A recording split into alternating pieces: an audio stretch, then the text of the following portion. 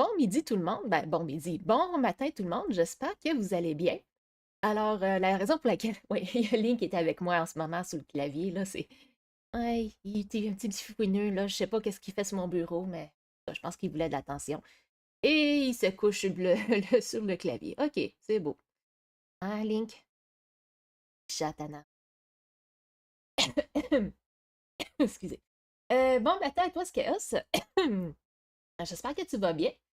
Alors, la raison pour laquelle on est ici aujourd'hui, c'est pour faire la lecture des premiers chapitres des quatre Nilés de Marie-Jeanne de Chapelain-Corriveau, s'inscrit dans la trilogie de la guerre des Ténoués. Je vais vous montrer un peu, c'est la page devant. Ah, Link m'empêche de... si je fais coller. Ouais, voilà.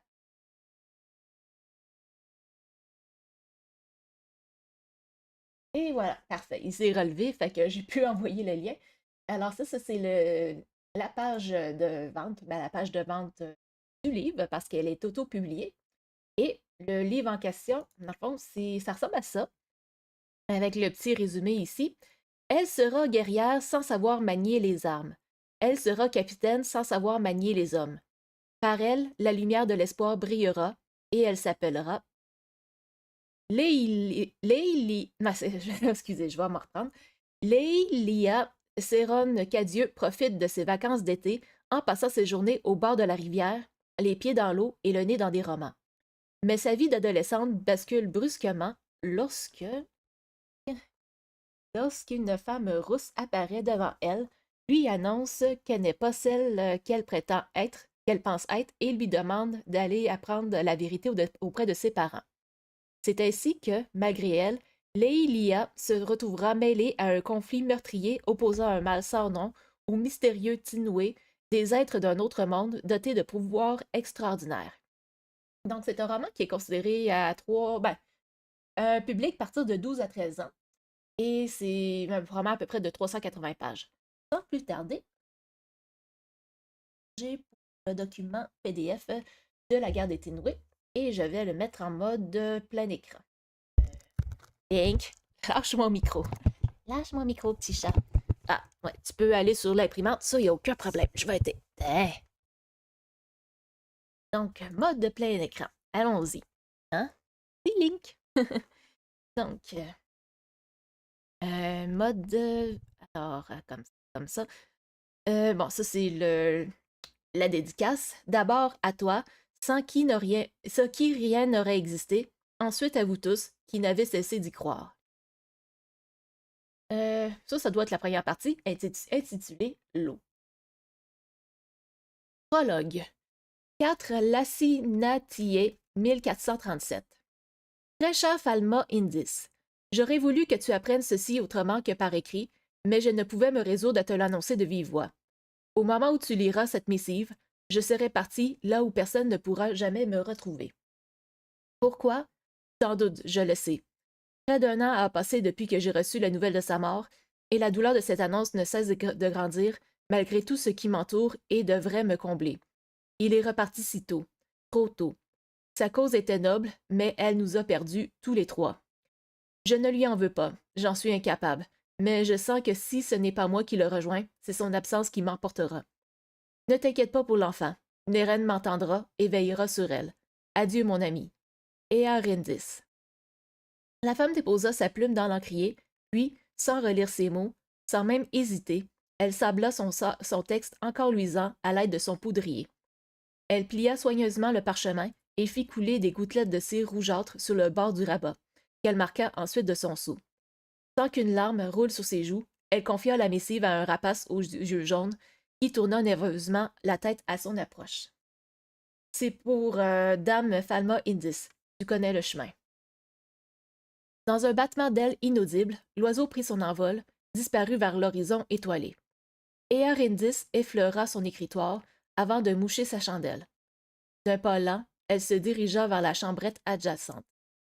Elle écarta le rideau de toile et expira profondément. C'était la dernière fois qu'elle goûterait à ce parfum d'algues et d'eau de mer, aux odeurs de son enfance. Lentement, avec pour seule lumière les rayons argentés de la lune, elle revêtit une robe richement brodée, un cadeau de temps plus heureux, destiné à devenir aujourd'hui son linceul. Elle se tourna ensuite vers le berceau qui occupait le coin de la pièce. Sur la couchette, une minuscule fillette à la peau claire dormait à poing fermé. Ses bras étaient potelés et quelques fines mèches noires s'échappaient de son bonnet. Earendis glissa son doigt entre les sourcils du poupon, qui sourit dans son sommeil. La mère enveloppa sa fille assoupie de son plus chaud manteau et la plaça dans les replis d'une grande écharpe nouée sous sa poitrine. Elles étaient prêtes. L'enfant blottit tout contre elle, et Earendis s'évanouit dans la nuit, sans jeter le moindre regard derrière elle, sans jamais se retourner. Elle était au-delà du temps des doutes, des regrets, des remords. Cela faisait des semaines, des mois qu'elle mûrissait cette idée, cette unique solution à son mal-être. Cette chevauchée serait sa dernière. Au bout de 3 jours, elle arriva enfin à destination. L'air chargé d'embrun parvenait jusqu'à la falaise sur laquelle elle se tenait et devant elle, le ciel et l'eau se fondaient l'un dans l'autre, dans un firmament infini. Droite, déterminée, son bébé serré dans ses bras, et Arindis attendait le jour. La fillette, les yeux clos, chigna. En baissant l'encolure de sa robe, Earendis libéra sa poitrine et la petite, affamée, se mit à téter goulûment, laissant échapper de temps à autre un couinement de satisfaction avide. Mais même ce spectacle n'apaisait plus le cœur meurtri de sa mère, qui reporta son regard vide d'émotion vers l'horizon pâlissant. Il n'y en avait plus pour longtemps maintenant. Déjà, la lune, pleine et ronde, s'effaçait tout doucement à l'approche de l'aube. Une fois rassasié, le poupon commença à jouer avec le collier qu'il avait autour du cou. C'était un petit pendentif composé d'un saphir brut en forme de goutte d'eau, derrière lequel son prénom était gravé en lettres argentées. Son seul et unique héritage. Au loin, les premiers rayons rougeoyants de l'aurore déchirèrent le rideau de la nuit. Une larme dévala lentement la pommette saillante d'Earendis. C'était l'heure. Elle s'avança au bord de la falaise, le bout de ses pieds au-dessus du vide. Elle allait le retrouver, enfin. S'adressant aux eaux qui se fracassaient tout en bas du rempart de roc, Earendis confia la vie de sa fille à la déesse Néren et aux esprits des fonds marins. Elle savait qu'elle serait entendue. Puis, son enfant toujours dans les bras, sereine pour la première fois depuis qu'elle avait appris la mort de son amant, de son amour, elle sauta, un dernier sourire aux lèvres. Chapitre 1. Le cauchemar. Non! Je m'éveillais en sursaut, trempé de sueur. Toujours le même rêve en noir et blanc, toujours cette hantise que je ne comprenais pas. Qui était cette femme sans visage qui, chaque nuit, se tuait sous mes yeux sans que je parvienne à l'en empêcher? Je me retournai dans mon lit, tendis le bras pour atteindre le tiroir de ma table de chevet. J'en tirai un épais journal intime à couverture de cuir. 1h44, 17 juillet. Encore ce cauchemar. Depuis un mois précisément ce soir, je rêve de cette dame sans traits et sans couleur. Je la vois rédiger cette lettre illisible, la confier à son faucon et partir, dans sa belle robe blanche, vers cette falaise où elle... J'arrêtais d'écrire, comme si poser les mots sur le papier allait rendre tout cela réel. Je sortis du lit pour aller replacer mes rideaux, qui laissaient filtrer un ray de lumière. C'était la pleine lune, comme dans mon rêve. Sans terminer ma phrase, je passais à la ligne suivante. Si j'osais y croire, je dirais que quelque chose se prépare. Mais il ne se passe jamais rien ici. Demain, je serai toujours Leilea Seron Cadieux, je serai encore en vacances d'été, et la magie n'existera toujours que dans les romans et les films. Au moins, ça veut dire que, malgré son acharnement à hanter mes nuits, mon cauchemar n'est que ça, un simple cauchemar. Allez, assez écrit, c'est l'heure de dormir. Leilea. Chapitre 2. La rencontre. J'ouvris les yeux, complètement reposé. Il était tôt. Sitôt que les premiers rayons du soleil éclairaient à peine la surface de la terre. Sitôt que, du côté de la rivière, où tombait le crépuscule, il faisait encore nuit. Sans quitter mes draps, je fixais le plafond. Je n'avais plus rêvé à la dame suicidaire. Son périple s'arrêtait toujours au moment où les vagues les avalaient, elle et son enfant. J'avais beau essayer d'empêcher ces morts brutales, je ne parvenais pas à éviter cette fin tragique. Peut-être était-ce la raison pour laquelle ce cauchemar revenait chaque nuit depuis un mois. Je devais apprendre à le maîtriser, sinon rien, bien sûr. Ce n'était qu'un rêve et je n'étais que moi. Debout, sans surprise, avant mes parents, j'engloutis un bol de céréales et me dirigeais à pas de loup sur la véranda arrière.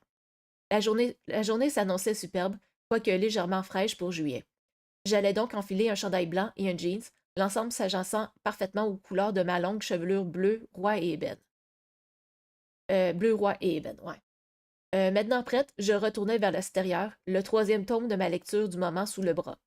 Au bout du quai de ciment, mes pieds nus trempant dans l'eau fraîche de la rivière, je retrouvai rapidement mon passage, replongeai dans les palpitantes péripéties de ce héros atypique, mais si attachant. Lire était la principale raison, avec la fin des cours, pour laquelle j'aimais autant l'été. C'était le moment de l'année durant lequel je pouvais me perdre dans des histoires, me glisser dans la peau de personnages fabuleux, m'évader de mon prévisible et redondant quotidien. Le vent dans mes mèches rebelles, je lisais à voix haute, appréciant la musicalité de chaque phrase. C'était presque impossible pour moi de rester silencieuse en découvrant un texte, quel qu'il soit. J'avais acquis cette terrible habitude en déchiffrant mes premiers mots, et je n'étais jamais parvenue à m'en départir. Emporté par les aventures merveilleuses de personnages pourtant bien ordinaires, je ne vis pas le temps filer. Je n'interrompis ma lecture que lorsque ma mère fit retentir sa clochette, annonçant que le dîner allait être servi. Nous n'étions qu'une famille de 3, mais autant j'avais toujours lu à haute voix, autant ma mère avait toujours aimé faire tinter une cloche pour nous appeler à table. Chacun avait ses petites excentricités et, chez ma mère, celle de la clochette au repas n'était pas la surprenante, loin de là. Une fois rassasié, j'enfourchai mon vélo et je partis en direction du centre-ville d'Elmer. J'avais mon rendez-vous annuel chez la coiffeuse dans l'après-midi. J'aurais pu prendre l'autobus, mais je préférais déterminer ma propre route en passant dès que possible près des boisés. D'aussi loin que je me souvienne, faire du camping avec mes parents m'avait toujours plu. Me perdre dans la forêt, hors des sentiers bien sûr, pour n'entendre que le vent dans les arbres, que les feuilles sous mes pas. Juste y penser me faisait frémir. Les couleurs d'une fleur, les remous des rapides, la danse d'un feu, c'étaient les vraies beautés de la nature, de la vie. Parfois, je me concentrais à en avoir mal à la tête sur des flammes ou sur un ruisseau, dans l'espoir de les contrôler, de réussir, ne serait-ce qu'une seconde, à les plier à ma volonté. Ça n'avait jamais fonctionné à présent, mais je m'acharnais quand même. Je préférais m'entretenir l'illusion que les lois naturelles n'étaient que des mensonges, des carcans imposés à un monde de possibilités 1000 fois plus grand, plutôt que d'accepter l'absence totale de la magie dans ma vie. Après tout, il fallait bien que les mythes et les histoires fantastiques prennent racine quelque part. Après maintes détours et arrêts inutiles pour humer le sous-bois et écouter un ruisseau, je dus me résoudre à prendre le chemin du salon de coiffure. En passant à proximité du centre commercial, j'aperçus un rassemblement de jeunes de mon âge qui se filaient les uns les autres en riant. Hé, c'est la Leiléa! You, Leiléa, par ici! Tu n'aurais pas un de tes romans avec toi qu'on t'écoute lire un peu? Une folle aux cheveux bleus qui lit à haute voix, c'est sûr que ça nous donnerait des views sur le net. Allez, tu serais célèbre! Hé, moi j'ai une idée! Est-ce que ta mère danse dans le cimetière? Elle aussi, on aimerait ça la mettre sur vidéo, tu sais. Sa mère fait-tu vraiment ça? Ben là, elle fait des shows pour le pouvoir des pierres, puis elle achète tout le temps plein d'encens. Si c'est une vraie sorcière, elle doit faire comme dans les films, là. Yo, mais si elle fait ça, on va se faire censurer, ça se fait tout nu, ces affaires-là. Ah, PA a l'air au courant. Tu l'as déjà vu faire ça? On veut des détails. Leur attention momentanément détournée, j'en profitais pour m'éloigner à vive allure, les dents serrées pour éviter de leur répondre, d'alimenter leur moquerie. Moquerie. Dire qu'il ne me restait qu'un mois et quelques semaines de vacances encore, un mois et quelques semaines avant de retourner affronter l'école, mes camarades de classe, les railleries. Au primaire, j'avais passé mes récréations seule dans mon coin, à l'abri des regards et des commentaires. Mais depuis que j'étais entrée au secondaire, c'était comme si, chaque fois que j'essayais de me fondre dans la masse, celle-ci m'en éjectait pour que les projecteurs soient sur moi, qu'on me dévisage, qu'on me chuchote sur mon passage. Les rares personnes qui osaient me parler le faisaient soit par obligation, soit par pitié, et dans ce dernier cas, elles regrettaient rapidement leur décision, qui leur attirait inévitablement le même traitement que moi. C'était mes cheveux, c'était mes oreilles, mes yeux, mes habitudes, ma mère. Tous les prétextes étaient bons pour me rappeler que je n'étais pas comme les autres, que je ne serais jamais des leurs. Plus qu'un an, puis une petite année scolaire et ça serait fini. Quoique je ne pouvais pas prévoir ce que serait l'atmosphère au cégep ou à l'université.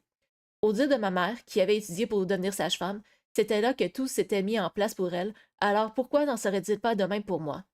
Mais encore un an, souvent, je me disais que c'était trop, que je donnerais n'importe quoi pour ne plus jamais mettre les pieds là-bas, ne plus sentir les regards, entendre les murmures. Des fois, je rêvais d'être normale. Mais le devenir exigerait de ne plus être moi, d'abandonner tout ce que j'étais et aimais. Et ça, je ne pourrais jamais, je ne pourrais jamais. Je finis par me rendre chez ma coiffeuse, dans une boutique un peu à l'écart de la rue principale. Je n'étais pas sa meilleure cliente, puisque j'avais rarement plus d'une coupe par an, mais chaque fois, elle me faisait tout de même sentir bienvenue pour la demi-heure que je passais sous sa chaise. Ding! Il n'y avait personne à l'intérieur, à l'exception d'une femme que je ne reconnus pas. Bonjour, Naïma n'est pas là? Non, elle a dû prendre congé, elle ne se sentait pas bien. C'est pour Leila Seron Cadieux? Oui. Je m'installais sur le siège, tout en passant mes doigts dans mes cheveux pour les démêler. Wow, tu as des cheveux incroyables! Je donnerais tellement pour que les miens soient aussi beaux et épais. Et les mèches bleues, elles sont d'une couleur si originale. Merci. Tu les as faites faire dernièrement? Tu n'as aucune repousse? Je fixais le miroir qui me renvoyait mon image. Cette image qui déclenchait toujours les mêmes questions. Pourquoi Naïma avait-elle dû tomber malade la journée de ma coupe? Sa présence m'aurait épargné de répondre, une fois de plus, aux éternels points d'interrogation. C'est naturel. J'ai ces mèches depuis la naissance. Non, c'est impossible, voyons. Des reflets roux, blonds, bleutés à la limite, d'accord. Mais des mèches entières, d'un bleu aussi riche, ça peut pas être naturel. Je gardais le silence, les yeux rivés sur les brosses à cheveux. La coiffeuse donna un dernier coup de ciseau, puis, sans tenter de reprendre la conversation, elle me fit une longue tresse française. Aussitôt qu'elle me libéra de mon drap protecteur, je payai avec un bref remerciement et je quittai les lieux le plus rapidement possible. Un désagréable malaise grandissait en moi. J'avais toujours eu ces mèches bleues éparpillées dans ma chevelure de jet. Mes parents me l'avaient confirmé dès que j'avais été capable de leur poser la question, et toutes les photos de mon enfance le prouvaient. J'étais habituée à ne plus m'interroger à propos de cette étrangeté, malgré les remarques qu'elle soulevait immanquablement. Pourtant, cette fois, les mots de la coiffeuse, de cet inconnu, m'avaient dérangé. Était-ce son incrédulité, son déni, la combinaison de sa surprise aux moqueries récentes de mes compagnons de classe, tout cela, autre chose, je n'en savais rien. Mais en enfourchant mon vélo, je n'avais plus qu'une seule envie, disparaître. Peu importe où j'allais, tant que c'était loin. Loin des questions, des railleries, de la ville, des gens, de tout. Absorbé par la boule qui croissait dans ma gorge, par les pensées confuses qui m'étouffaient la tête et le cœur, je ne remarquais pas que je m'enfonçais dans les bois, que j'avais depuis longtemps quitté le sentier. Je filais entre les arbres, toujours plus loin, plus profondément. Et d'un coup, ce fut l'obscurité. Plus la moindre lumière, plus un seul rayon de soleil. Je m'arrêtais. Soit c'était un nuage particulièrement opaque, soit rien. Il n'y avait que cette explication de plausible, avec l'arrivée d'une nouvelle ère glaciaire, mais je n'avais pas froid, donc j'inspirais longuement. C'était juste un gros nuage. Un très gros nuage. Trop gros. Et trop opaque. Je laissais tomber ma bicyclette. Nous étions en plein jour. C'était impossible qu'il fasse aussi sombre. Je m'avançais sur les feuilles mortes et la mousse, les sens aux aguets. L'effroi me gagna. Peu importe ce qui était en train de se passer, je ne devais pas être là. Je devais partir. Maintenant. Leilia. Je levai les yeux au ciel. Il était d'un noir d'encre, plus sombre que la nuit. Mais il n'y avait rien, ni personne. La peur et l'envie de fuir auraient dû avoir raison de moi. Or, la frayeur avait fait place à un sentiment de familiarité. Avec qui? Avec quoi? Leilia. Cette voix. C'était impossible et pourtant, elle ne m'était pas inconnue. Soudain, une forme vert et blanc apparut devant moi et en engendra une autre, noire. Cette dernière était à peine plus grande que moi, mais j'eus l'impression d'être minuscule face à elle. Je reculai d'un pas, mon cœur battant la chamade. Je rêvais. Je devais rêver. L'ombre libéra deux mains bronzées qui abaissèrent un capuchon. C'était une femme aux cheveux roux et aux yeux opales. Aucune couleur n'y était définie, mais on les devinait toutes. Je n'avais jamais vu pareil regard, du moins d'aussi loin que je puisse me souvenir. La dame était plus jeune que ma mère, tout en paraissant infiniment plus vénérable et sage que cette dernière. Sur le front de l'inconnu reposait une couronne dorée sertie d'une pierre blanche qui scintillait doucement. L'étrangère m'interpella. « Bonjour, Leïla. Comme tu as grandi. » Sans doute c'était bien cette voix qui m'avait appelée à travers l'obscurité. « Qui êtes-vous? » Ma voix tremblait, trahissait ma panique. Pourtant, je reconnaissais cette voix, et c'est même ses yeux, et ses cheveux roux. « Mon nom ne te dira rien. Je suis Dame Solsmika. Mais toi, connais-tu vraiment ton nom, Leïla, fille d'Earendis? »« Quoi? Fille de qui? Non, non, vous vous trompez. Je suis la fille de Jean-Philippe Cadieux et de Viviane Serron, pas de... Non, tu n'es pas leur fille. Mais sans en avoir la preuve, tu ne croiras rien de ce que je pourrais te dire, je le sais. Demande cette preuve à ceux qui t'ont élevé. Dans 2 jours, lorsque la lune sera haute dans le firmament, je reviendrai ici. Et tu me rejoindras avec la vérité. Alors seulement nous parlerons. Les pans de la cape l'enveloppèrent à nouveau. Attendez! Revenez! Sosmika! Mais déjà, la dame avait disparu, avalé par la porte vert et blanc qui avait surgi quelques secondes, le temps de l'engloutir. La lumière du jour était revenue. Sol Smika. Son nom m'était familier, mais je n'arrivais pas à retrouver où et quand j'avais pu l'entendre. Était-elle seulement réelle? Des portes miroitantes vert et blanc n'apparaissaient pas du néant. Pas ici. C'était contre toutes les lois de la physique, de la logique, de la nature même. J'avais rêvé. Ce n'était qu'un rêve de plus, ce ne pouvait être qu'un rêve. Et j'étais Léa Seroncadieu, pas fille d'Earendis, ni de personne d'autre. Et pourtant je me surpris à songer à cette idée farfelue. Réelle ou imaginaire, cette femme semblait certaine de ses affirmations. Pouvait-elle être vraie, même si cette Solsmika ne l'était pas? Étais-je réellement Léa Seroncadieu ou quelqu'un d'autre? Qui alors? Et pourquoi tout ça maintenant? Malgré moi, un sentiment de doute m'envahit. Comment pouvais-je seulement oser avoir des doutes? Ce n'était pas comme si j'avais déjà envisagé d'avoir été adoptée et... Mensonge. C'était une pensée qui m'assaillait parfois lorsque je regardais les albums photos familiaux. Je ne ressemblais à personne, pas même à mes propres parents. Et si j'avais eu raison de douter? Et si... Non, c'était des fabulations, pures et simples. Comment pouvais-je croire une étrangère, imaginaire de surcroît? Mais... Je l'avais déjà vue. Je savais qui elle était sans le vouloir. Rêve? Réalité? J'étais complètement perdue. Je ne rentrais pas directement chez moi. J'avais encore quelques heures avant le souper et, de toute manière, j'avais besoin de mettre de l'ordre dans mes idées, de me convaincre de certaines choses. Et il n'y avait qu'un endroit où je pourrais le faire. Je mis donc le cap sur la marina de la ville. Sur place, le feuillage des peupliers claquait au vent, jouant cette mélodie qui parvenait toujours à m'apaiser. Pieds au sol, mon vélo à mes côtés, je longeais la berge, déambulant sous la cathédrale formée par les branches d'arbres entrecroisées. Tant de fois j'avais cherché refuge entre ces troncs, sous cette voûte merveilleuse. Quand je m'étais rendu compte, enfant, que personne ne m'invitait jamais aux fêtes d'anniversaire où toute la classe était pourtant conviée. Quand j'avais compris qu'on utilisait à mon insu mon nom et mon image pour aller insulter d'autres élèves sur le web. Et aussi, et encore, et la solitude, l'exclusion, les rumeurs. Chaque fois, c'était ici que je venais essayer de les oublier, dans le bruit des feuilles et de l'eau. Depuis longtemps déjà, j'avais compris que j'étais différente, que je ne ferais jamais partie du groupe. Les paroles de cette femme, de cette Solsmika, ressurgirent dans mon esprit. À quel point étais-je donc différente? Qu'avait-elle dit exactement? Fille d'Eorindis. Je n'avais jamais entendu un nom pareil. Ça n'avait aucun sens. Que représentait cette illusion aux cheveux roux qui disait me connaître? Ces traits m'étaient familiers, mais où pouvais-je l'avoir rencontré auparavant? Dans un de mes rêves? Un regard comme le sien, ça ne s'oubliait pas. Qui était-elle? Je ne savais toujours pas si je devais la croire.